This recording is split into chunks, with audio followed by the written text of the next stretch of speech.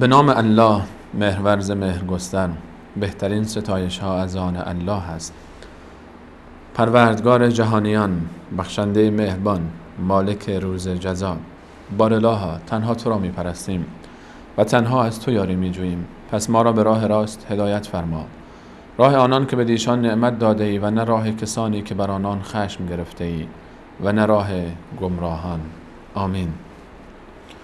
بارالها بر محمد و آل محمد درود فرست، آنگونه که بر ابراهیم و آل ابراهیم درود فرستادی، و بر محمد و آل محمد برکت عنایت فرما، آنگونه که بر ابراهیم و آل ابراهیم برکت عنایت فرمودی.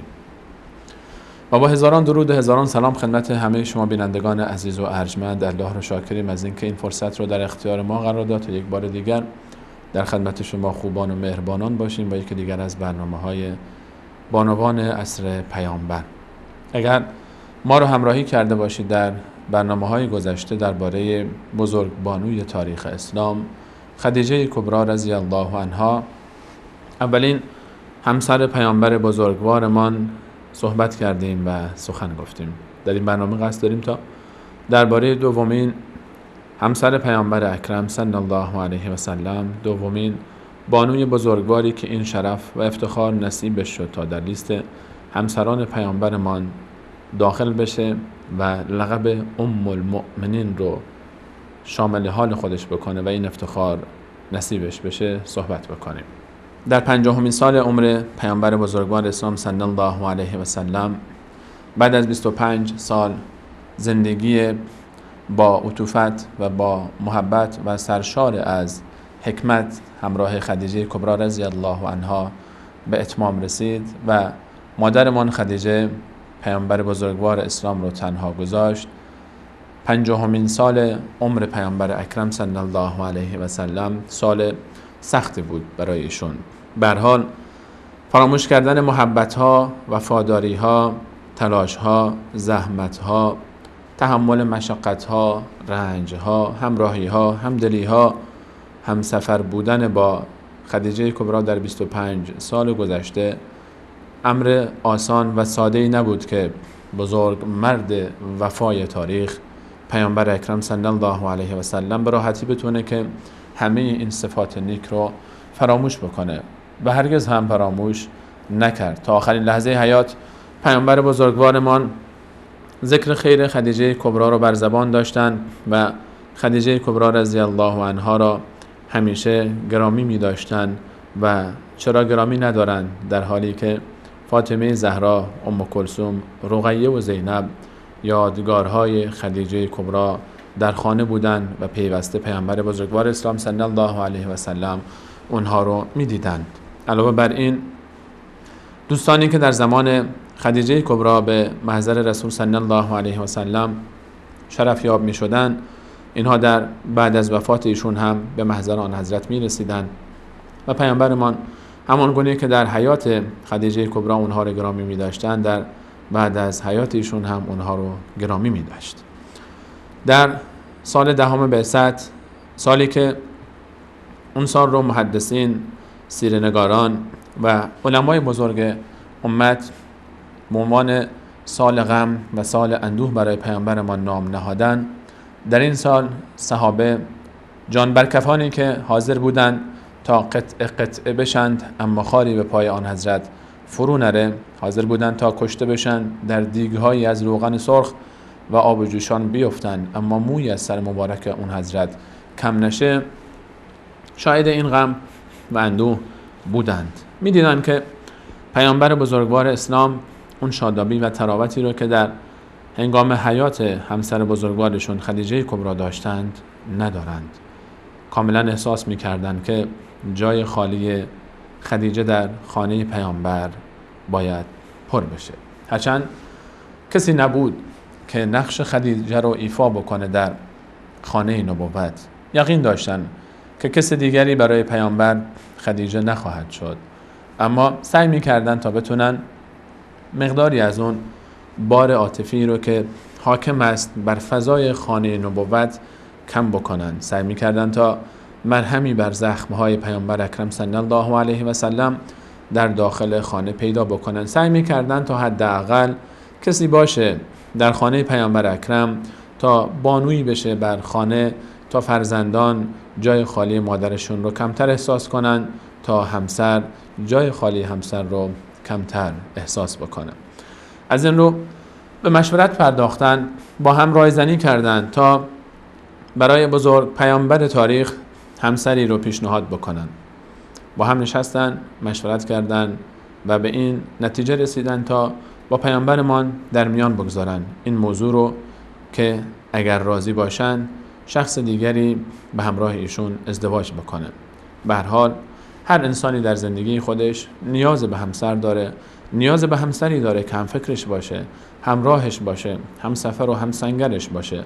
نیاز به کسی داره که در داخل خانه اون هنگامی که دشمنان بیرون از خونه میان و با کینه ها، با دشمنی ها، با دشنام ها، با آزارهای حتی جسمی خودشون پیامبر رو مورد شکنجه قرار میدن، کسی باشه داخل خانه تا خدیجه وار از پیامبر حمایت بکنه، تا کسی باشه داخل خانه که پیامبر اکرم صلی الله علیه و سلم رو دلداری بده. یک مشاور بزرگ در داخل خانه نیاز هست. چند نفری با هم نشستن مشورت میکنن، یک نفر بره و این پیشنهاد رو به پیامبرمان عرضه بکنه. چند نفری به عنوان کاندید حرکت میکنن، کسی حاضر نیست تا بره این صحبت رو در شرایطی برای پیامبر اکرم صلی الله علیه و سلم بازگو بکنه که هنوز چند ماهی از وفات خدیجه نگذشته. هنوز خدیجه یادش، ذکرش، نامش در خانه رسول صلی الله علیه و سلم باقی است. هیبت پیامبرمون اجازه نمیده تا عده‌ای بتونن به این راحتی برن نزدیک بشن. احساس میکردن که گفتن این جمله برای پیامبر مشکله. بانوی بزرگواری که خودش بهتر میتونه این شرایط رو درک بکنه، بانویی که ایمان آورده به پیامبرمان، بانویی که خودش سرباز جان برکفیه در این راه حرکت میکنه. خوله دختر حکیم، همسر عثمان پسر مظعون، این زوج موفق، کسانی که رسول الله صلی الله علیه و سلم رو بیشتر از جانشون به مانند دیگر صحابه دوست دارن و به دستور ایشون و به خواست ایشون به حبشه هجرت کردن، خانه و خانواده و شهر و دیار رو ترک کردن. این همسر، این بانوی بزرگوار حرکت میکنه تا سهمی داشته باشه، تا نقشی داشته باشه در کم کردن باری که بر دوش رسول صلی الله علیه و سلم قرار گرفته.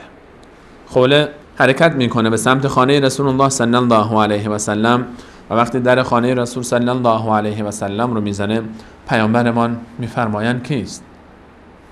عرض میکنه خوله دختر حکیم، همسر عثمان پسر مظعون. پیامبرمان این دو نفر رو به خوبی میشناسه.